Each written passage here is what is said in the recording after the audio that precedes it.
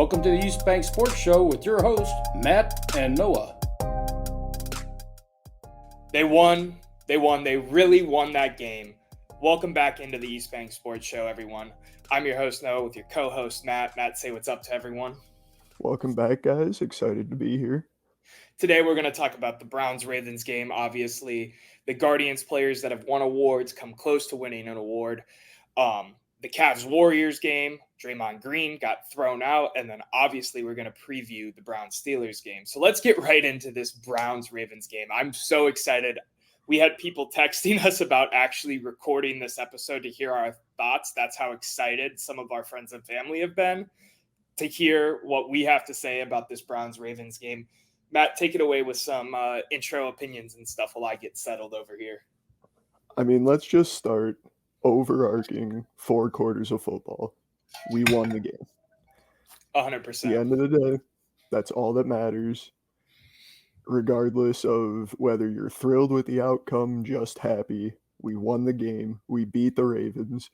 And as we've stressed so hard over the past couple episodes, we just won the biggest game of a must-win 3-game stretch. I couldn't have worded that any better myself. I wanted to break into some tweets, some reactions that I've seen. I want to start one of my favorite tools I like looking at around this time of year when the playoffs are coming near is the New York Times. What are the odds XYZ team makes the playoffs? And it's interactive and you can click through and mark, what wins a team might have, what losses a team might have. So you could go through and say the Browns lose the rest of the season. Obviously, they're out, but it gives you a percentage chance based off of simulations. Right now, the Browns, and obviously take this with a pinch of salt because, we could lose every game the rest of the season, technically, have an 85% chance to make the playoffs. 24 to host the wild card, 53 to be in the wild card. What more can I say? If you would have told me when Nick Chubb got hurt against the Steelers early on, we'd be in this spot right now, I would have called you absolutely insane. Yeah. I mean, we're playing meaningful football. We're playing football where we're coming back, where we're never out of it.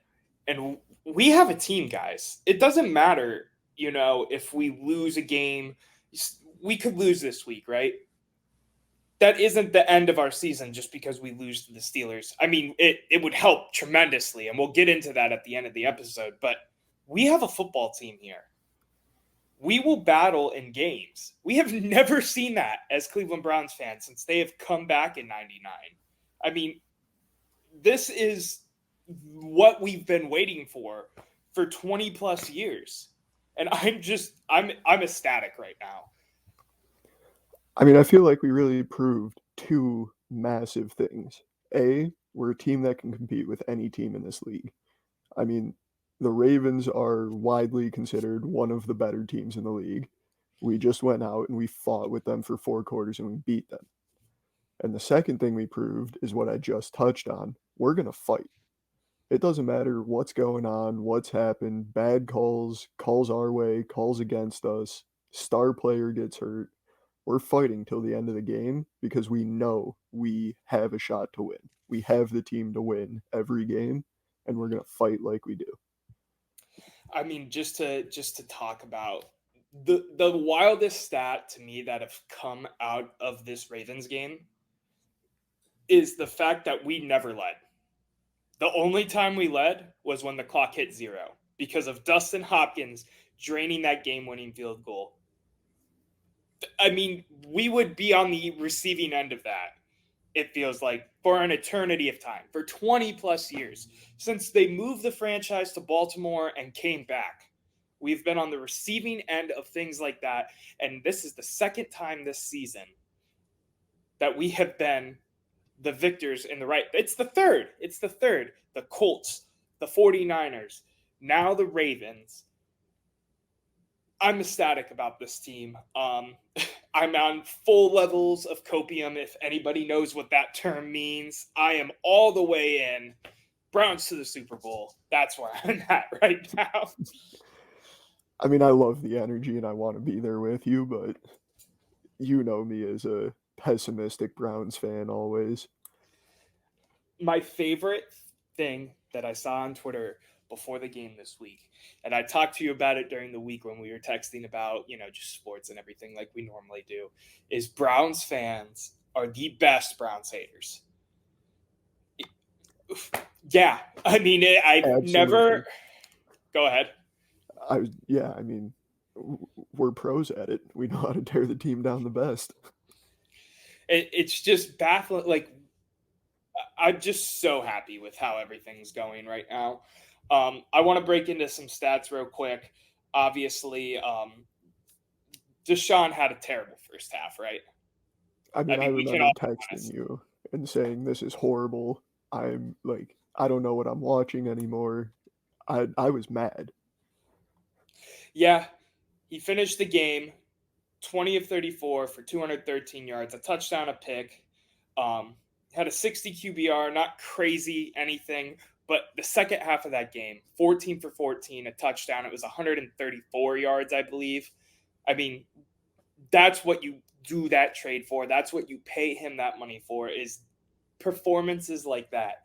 He came out looking point blank period, god awful, and willed his way in to playing a good game and to being a key part of why we won this game. I mean, in my mind, if you can sit here and we know what happened in the first half of that game, and we're always going to know that it was horrible, looked horrendous, throw the quarterback away, start over. But then we can sit here and look at the stat line after the game and go 20 for 34, 213, 1-1. Yeah, that's not, I mean, it's not a great day. It's not a horrible day. We really can't be too upset about it. I mean, he came out and he put it all out there in the second half to win this team a game. Yeah, and that's no discredit to the defense.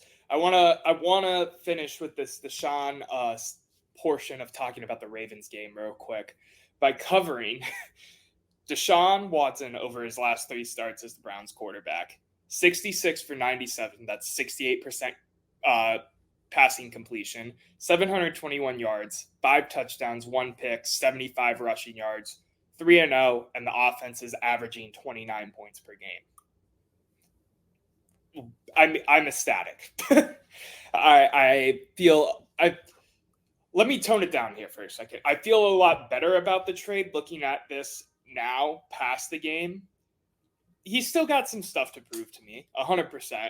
The first half, I feel like he still is yet to play a complete game, other than maybe that Titans game. But this is the signs we've been waiting to see from him since last year when he played the last 6 games. I mean, right? I agree with you 100%. And in the effort of minor change, I'm only going to say two pessimistic things about this, and then that's it. Okay. A, part of me can't helps but wonder if he had a great first half, what would this game look like? We wouldn't have won it on a field Who goal. cares? Who cares? Again, well, win is a win. That's what matters at the end of the day. Why even have that conversation at this point? It's the NFL. This is how games happen, especially in the division, man. I mean, who cares about what could have happened? We could be 9-1 right now. We could be 5-5 in all Absolutely. these toss-up games. So who cares if the woulda, shoulda, couldas? I'm just saying, like, in reality, this game in specifically should never have been a toss-up game. I mean, we were counted out completely. The odds by the end of the week, we were -6. Everybody in the national media was doubting the Browns. I mean, and then we go out and throw a pick on the second play. That's besides the point. But you know what I mean. I'm not disagreeing with you in the slightest on that. It just makes me wonder, and it's not like I'm not trying to say it's a world ender. I just wonder how this game would have gone had he played like the second half the whole game. And it's interesting to think about. Don't get me wrong. It's just, to me, we could live in all these what ifs. But at the end of the day, to me, Deshaun came out. Deshaun did what he needed to do. He needed to have a performance that made him, look like he can still be the guy for this team. And I think he gave it to us. I don't think you could say he didn't with a 14-14 second half, 14-14 second half, 134 yards, et cetera, et cetera. I'm absolutely agreeing with you on that. That he is definitely showing us more and more that he is our guy. And again, without trying to be too down, because a win is a win, and we are right in the middle of fighting for our division, 85% shot at playoffs. Everything is going well right now. How long are we going to wait for him to stop showing flashes and just be that guy? I get it to an extent, but you don't think yesterday was him being that guy? In the second half, he was that guy, absolutely. I don't think he was a flash in the pan. Second half. I mean, he's he is a huge reason. I don't want to discredit the defense, but he is a huge reason why we won that game. I think that was his I'm the guy moment, and I'm back, and you should be scared of me. I am hoping you are right, and that we will see on Sunday is the best we're going to do here. Whatever you say, man. I do want to go ahead. I very well could see that being it, and we're rolling now. And that's really what I'm hoping for. I do want to give one criticism I had for the whole game. I'll be pessimistic for a second. The last play before going into half, I do not understand, and I will not understand, regardless of what argument will be thrown at me, because I had a few thrown at me at the office today.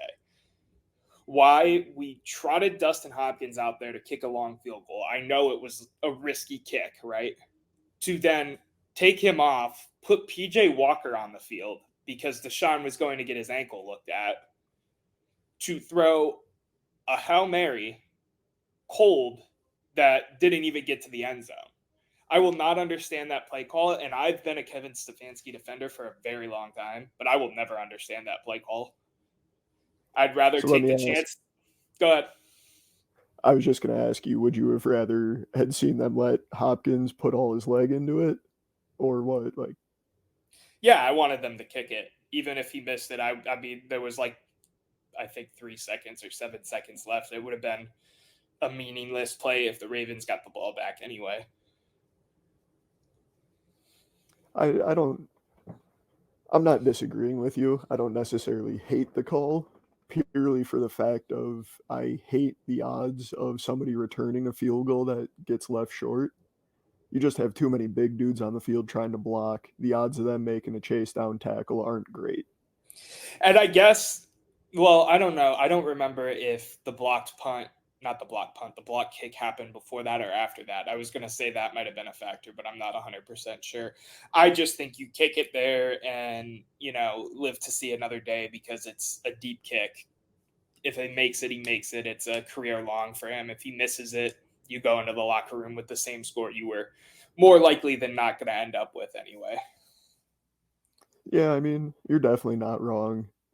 I don't necessarily hate the decision there, but I could see wanting to have a better shot at getting the 3 on the board versus a 2% completion probability pass. Right. That's kind of where my thought is. I want to give a couple players their flowers real quick, just for the performance of the game. Both tackles. I was very hesitant to know how I felt. I feel stupid for that because anytime we've put in a backup lineman, they've been perfectly fine for us for whatever reason. Play all pro for 1 week. Both tackles, James Hudson, I forget the other guy's name. I am so sorry. I am a bad fan. Both of you get flowers. Wyatt Teller. Pancake after pancake after pancake. Couple brews in. Fourth quarter, I see him get in that push to get Jerome Ford past the first down marker. I tweeted Teller for MVP. That was my only tweet the whole game until after. Teller for MVP. Up Jerome Ford and pushed him 5. Jerome Ford was off the ground. Yeah, that man is playing Pro Bowl, All Pro level football this year. So excited for that, considering he's my favorite player on the Browns. Going into a couple other things, Joel Bitonio had a really nice game. He's been kind of shaky this year for Joel standards. Played a pretty solid game. Jerrion Christian is the left tackle. He was actually number 4 ranked for Pro Football Focus grades. That's Wow. surprising to me. Wow. Jerome Ford had a hell of a day, 100-yard carry game. He was 3rd. I want to talk about Jerome Ford after this, and then we'll get into some of the other topics and stuff. We'll wrap up this us being happy about the Ravens game. Harrison Bryant had a 70 PFF grade. I don't know if it was because of the reception mixed with some blocking, but good for you. And Amari Cooper, no surprise, number 1, 75.5, had a hell of a day minus not having a touchdown. Had a lot of key catches to keep us in the game. Props to those guys. Obviously, props to the defense real quick. Greg Newsome with his first career pick. Beautiful pick. Terrible ball. Batted up. Love to see it. Love to see him taking his first one to the house. That was beautiful. Any other players that stuck out to you want to shout out? Obviously, Miles had a sack and a half day. Now is tied for leading the league in sacks. The Miles. one guy I do want to talk about, just very, very briefly, Cedric Tillman. Probably very disappointed with the way his season's been going. Just hasn't really gotten a lot of usage, a lot of involvement. Definitely has the talent too. It's just been kind of weird to me. He's deeper on the depth chart. Makes sense. But when he gets on the field, he plays hard, and I'm sure you've all seen that block. Oh, And I I love just want to shout him out for that block because that's not something you see with wide receivers a lot. A wide receiver that doesn't touch the ball coming in and just lowering the shoulder into a D lineman. I love it. Thank you, Cedric. Oh yeah, the inner O line, former O line inside of me. Really happy with that crack, and then he got that. I forget what linebacker it was, but the push for the extra yards after because he got all upset with Cedric for the block. Loved it, absolutely loved it. Other than that, great pressure all day on the quarterback. Made their O line look god awful, in my opinion. I don't think Lamar was in the pocket for more than 3 seconds, the majority of the game. So just shout out to the Browns at all. You're all winners to me in my book this week, because we beat the Ravens in the last second to basically control our destiny moving in to next week, which we'll cover after we get into some other topics. One last thing I want to say real quick. Jerome Ford is 12th in the NFL for yards right now. He has, let me see. He has 2 touchdowns. His longest rush is 69 yards, and he's averaging 4.3 a carry. 4.3, yeah. 4.3 a carry. He is playing fantastic football right now, and I want to give him credit because a lot of people were nervous with Chubb going out. Him and Kareem have both moved into this role in a perfect way, in my opinion, and I'm just happy with how the running back room's been performing. I mean, you really, when you lose, in my opinion, and obviously biased Browns fan, when you lose the best or the second best running back in the league, nobody expects. To be honest, I didn't expect us to rush for 100 yards the rest of the season. Maybe if Deshaun rushed for 60 in a game or broke one loose, we'd get there. And I mean, Jerome Ford is doing it on his own. Yeah. I mean, Jerome Ford is, I don't know if I could say he's exactly on track for 1,000 yards, but I mean, he's halfway there with, 8 more games to play? Yeah, 8 more games. So yeah, he's on track for 500 or 1,000 yards as the Browns' main back. Taking over the backfield a few games into the season too. Right. I mean, I'm more than happy with Jerome Ford. I think he's looked very good for being in the situation he is. He was a big part of that Cincinnati offense when they made the run. So I'm not surprised he's playing good football. But I'm extremely happy with what we've seen out of the running back room as well. Enough about the Browns for a minute, Matt. let's talk Guardians. All right, let's lead off with Giménez, because that's the happy one. Brings home the platinum glove. I want everyone out there who was upset with the contract we gave him after this season to eat their words. I want everyone that clowned me for buying his jersey at the stadium half drunk to eat their words. He's the best defender in the AL, period. Leave him alone.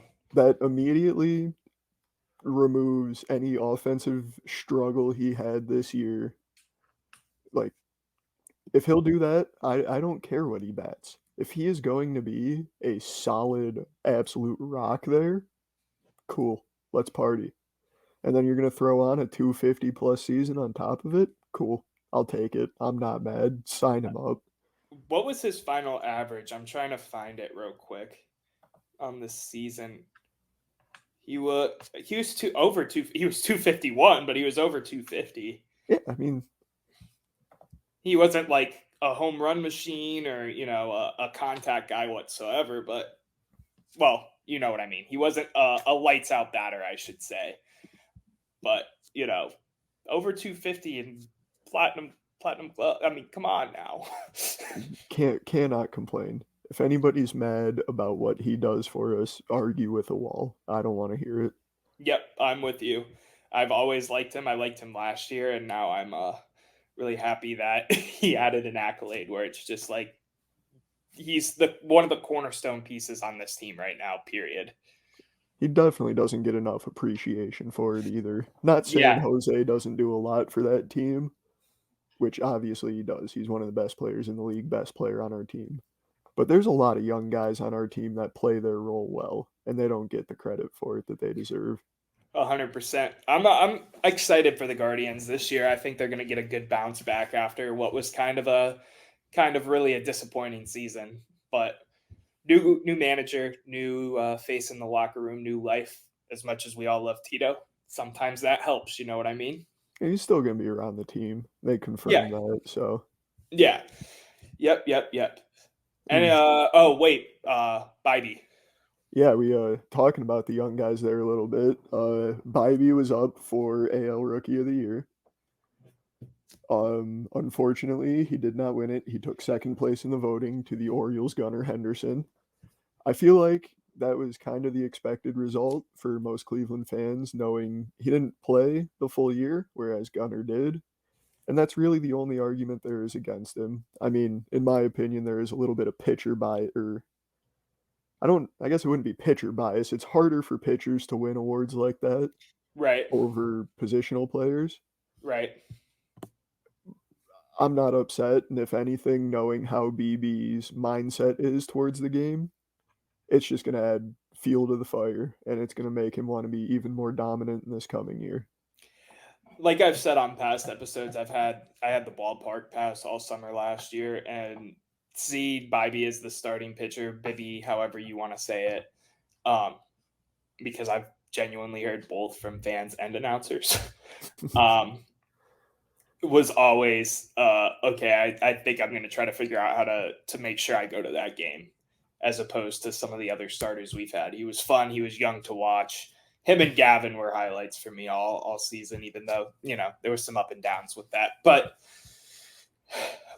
excited for year 2 of Bybee and to see what this bullpen kind of shapes out to be. I definitely think that's going to be the key to watch, is how the pitching staff in general progresses over the offseason with a lot of young guys in starting roles and a bullpen that kind of regressed from where they should have been. Hopefully they step back up to where they need to be. Switching gears, touching base with the Cavs are in season, and we had a big win on Saturday night coinciding with that Ohio State game. Cavs beat the Warriors again, this time at Golden State. Draymond Green got ejected and, did his normal Draymond Green shenanigans of throwing a hissy fit and trying to get the crowd into it and all that. But everybody played a good, cohesive game. Karis LeVert, 22 points. Donovan Mitchell, 21 points. Darius Garland, 19 points, Jared Allen 12, Mobley 19, Strus 16. All the key players on this offense came together and put up another win against a team that has had our number in the regular season, like I've mentioned in the last episode. We move on to the Kings tonight. By the time this gets posted, that game should have already started, I believe. But I'm excited. I'm not stressing yet. Still not a big fan of Bickerstaff and some of the rotational moves that we've done so far. But we're moving in a direction. We've beat, a former championship team with former champions on it twice this season. 4-5. Not stressed yet. Matt, any input? I know basketball isn't your thing completely, but not any input. I mean, it's always nice to see another win against a great team, and I mean, really, 4-5. You're 9 games into the season. Like, Right. as long as you're not 0-9, you're cool. We'll be all right. That's why I feel like as much as the Cavs are in season right now, it's kind of hard to make any brash statements or do anything other than kind of cover who's been playing good, who's been not playing good. We're 9 games into the season. I'm not ready to make a trade Jared Allen discussion or fire Bickerstaff discussion or, whatever scenario you might want to talk about. I'm just not there yet because we're 9 games into the season. 2 of our starters were hurt for the first half of the 9 games. Let it breathe a little bit, Yeah, I mean, it's hard to tell the direction the season's going to head this early. It's hard to tell how the teams gelled together over the offseason. It's hard to tell really anything so far. All you can do is just watch what happens and hope we win. Adjust our mental game plan from there. Yeah. So, switching gears, let's talk right back into the Browns. Where we love to be. Because that is the highlight of our sports fandom at this point in time. But let's talk Browns. Let's get back into it. Big game this weekend. Browns, Steelers. Before we go into Browns, Steelers, I want to touch base on one thing. Thursday night. Ravens, Bengals. The Bengals beat the Ravens. The Browns-Steelers game is for first place in the AFC North. And the Browns are in the driver's seat right now for controlling their destiny when it comes to the division and playoffs. But with a win over the Steelers and a loss by the Ravens, I mean, we're on the way, more than we already are. I mean, that would have us sitting really pretty, I think. 8-3 going into another stretch of game. I mean, there's some, never want to count out Denver just because. You never want to count out LA just because, and you definitely don't want to count out Houston. CJ Stroud, in my opinion, has put up the best case for MVP right now. Hot take, but he needs to be in that talk at least. Yeah, it's a shame that he's not, but obviously he's going to get Rookie of the Year for sure. Oh, absolutely. Going into this game, Browns open up the week Monday night as 4-point favorites over the Steelers. I think that's about right. Matt, what are your thoughts going into this game? What are you feeling? What are you thinking? I mean, I'm a big proponent of the Steelers are not as good as their record shows, and the brand of football they're trying to play is going to catch up to them. And yet every week they prove me wrong again and again. And that might partially be because I'm a Pittsburgh hater, but I mean, they've been outgained in almost every game they've played, and they still find a way to win on the back of their defense. Yeah. I think in reality, this should be a 35-14 game. But if we let them keep it close, I'm going to be real uncomfortable in that fourth quarter.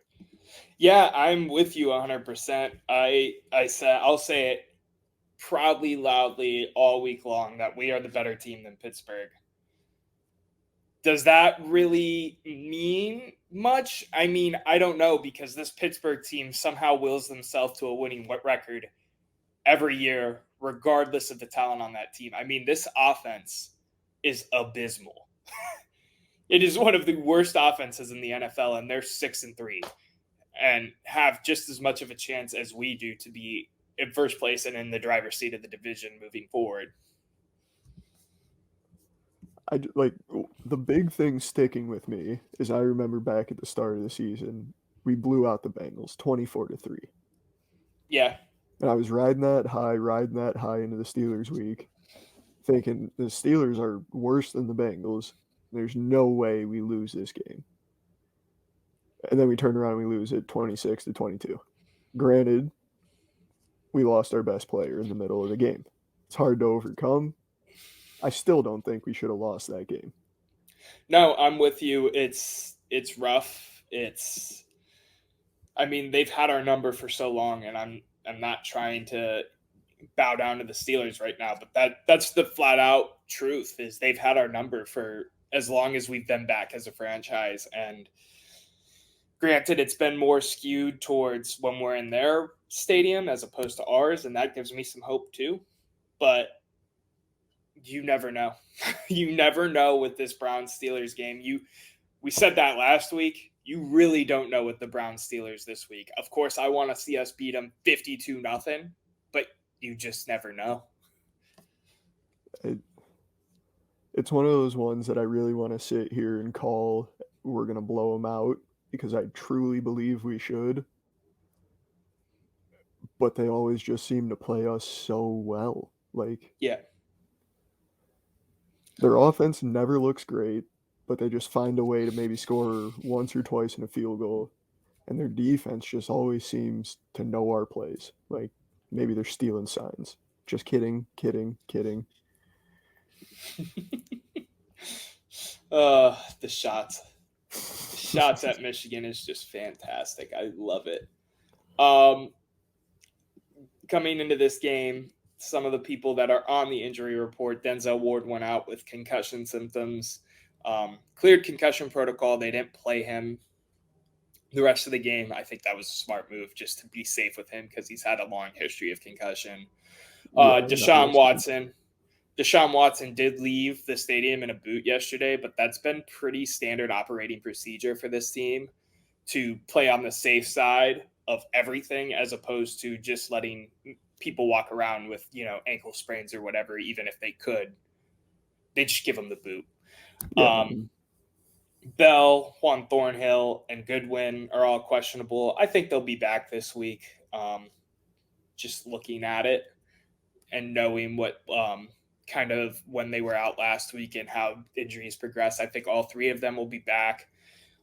Bell maybe is on the fence to me a little bit still, but the last one and the most important one is obviously DeJuan Jones going against TJ Watt. We need DeJuan back.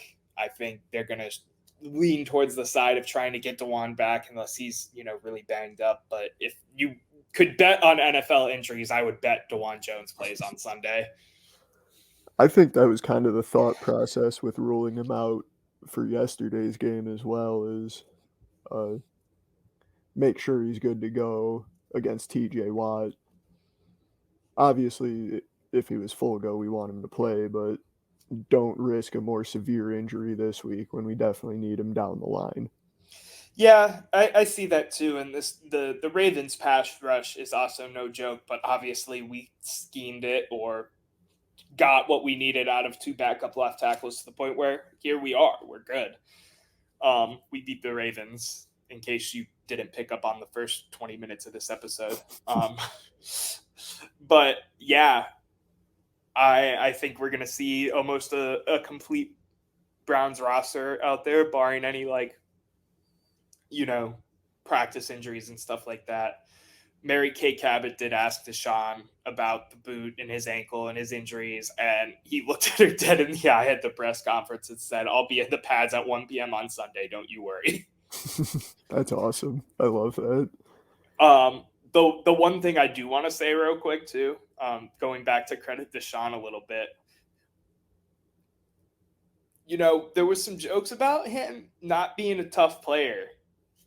He played hurt on Sunday, man. He was limping into the end zone on that 2-point conversion. he was down for like 30 seconds every time he got hit, got right back up and started slinging the rock again. He played the game I've been waiting to see out of him. Obviously, like not the best statistical game, but that second half I was enjoying watching a good player play good football. Anyway, back to the Browns, Pittsburgh, unless you had an input real quick. Or are you good? Nah, it's all you, boss. Okay, I just didn't want to cut you off. I go on tangents sometimes, but any other thoughts? Do you want to do our score predictions real quick? Yeah, let's get them out of the way. You go first. I think we're going to be looking at quite a low-scoring game. I like what we've been seeing from our offense. I just told you I don't think Steelers' offense is that good, but their defense is. I think we're going to be looking at a 14-10, 14-17 maybe. Browns win. So this might be that copium, that Kool-Aid, as G. Bush says on Ultimate Cleveland Sports Show. Might be sipping the Browns Kool-Aid a little bit too much, but you really want to know what I think the score for this game is going to be? I think you should tell us what you think the score for this week's going to be. 35-9. I think we're going out there with the most thunder, most fire, most lightning, whatever phrase you want to say, under our ass. And we're getting back that game we lost in Pittsburgh. We're getting back that game. It's our get-back game this week. I think Deshaun looks good. I think we're going to get a couple Hopkins field goals. Actually, let me cut it back. I'm going to go 33-9 to account for a couple field goals. Gotta throw those in there. 33-9 to account for a couple field goals because Dustin Hopkins is the best kicker in the NFL. That's not true, but you know what I mean by that. I'm riding the Dustin Hopkins hype after that game too. I think it's going to be 33-9. Yes, I said it. 33-9 Browns. I think the Steelers team is going to get punched in the mouth by a defense that, in my opinion, is just better than the Steelers defense this year, and an offense that's starting to look like it's clicking, man. Deshaun Watson and Amari Cooper could become very dangerous, in my opinion. What I will say to that is if we manage to open up a 2-touchdown lead early, we are not looking back. It will be exactly as you just called it. If we get into halfway into the second quarter, going into halftime, and it's within one possession, that's where we're going to be nervous. And it's going to be one of the two. It's going to be a three-score lead at half or a 3-point game at half. Yeah, I'm with you. Looking back to last week, you predicted low, I predicted high. First of all, I was right. Second of all, we won. Just throwing that out there. I also am just feeling good about this team after that win. We haven't seen a team, like I said at the beginning of the episode, win a game like this ever. I mean, it was a game winner. We got lucky with the 49ers. We kind of got lucky with the Colts. This was the Browns willed themselves in to a win. One fun stat I saw about that, talking about the last minute win. We're the 4th team in Super Bowl era to win a game after trailing in the first minute and not leading until inside the final minute. That's so interesting. Do you know what the 3 other teams are? Probably not, right? No, it was a reflog post. So I really Okay. No, that's interesting though. That's, it's a little wordy of a record to have, but it's a good record to have. It's a good sit down, have a couple beers, and you tell your friends, hey, did you see this one? But yeah, it's one of those just like fun, doesn't really mean too much, but it's just to go over real quick the Steelers injury report. We are getting normally we do 30 minutes. We're at like 40 right now, but Minka was out last week. Well, Minka was questionable for last week. Quan Alexander was out last week. I don't know what's going on with either of their injuries, if I'm being honest. I know Minka's been hurt off and on for a while, and so is Quan, right? Yeah, Quan always is battling some injury.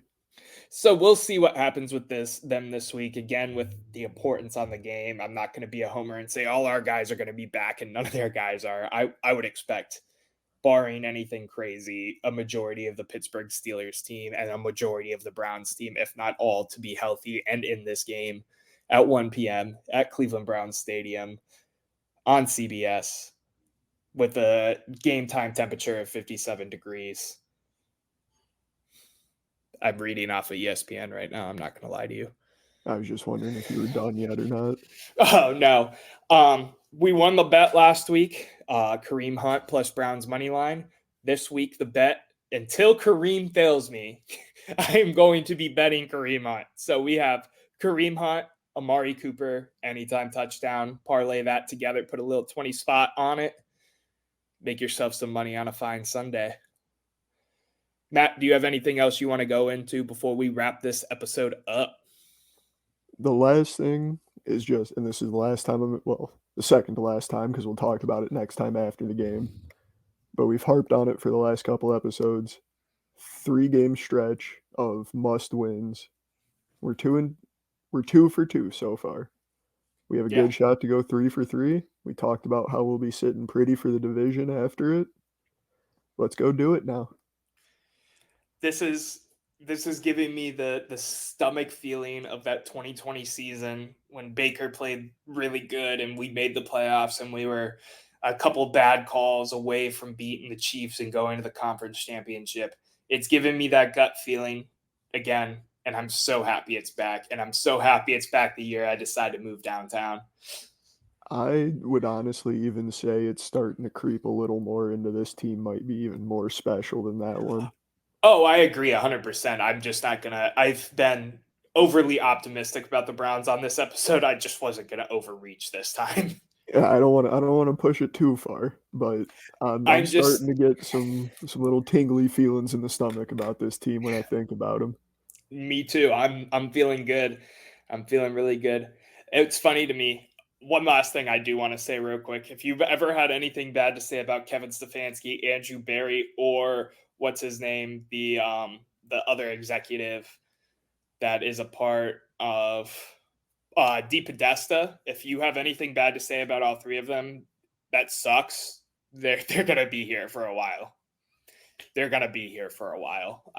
There's no way any of these guys get fired at this point unless it's like we finish 6-10.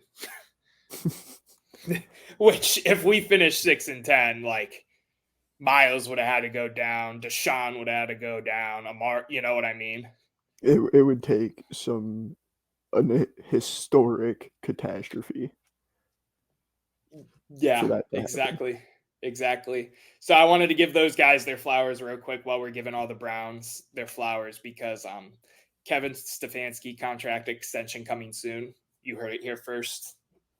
I'm on full cloud 9 right now. Anything else, Matt? He just needs to hire a play caller, man. He needs to give it up. Oh, I agree. I agree 100%. And I don't hate Stefanski's play calling, but I've never been a fan of a head coach calling plays.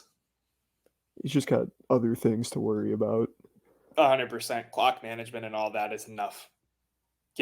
Script the first 10 game plays. Script the first 20, however many you want to script on your offensive, play sheet. But let someone else call it. Let Alex Van Pelt call it. He's been here long enough. He knows how you like to call plays. Anyway, that's a debate for another day when we don't have, other things to talk about and it's the off season. Thank you guys for tuning in. Again, I'm Noah. I'm Matt. And we will see you next time on the East Bank Sports Show.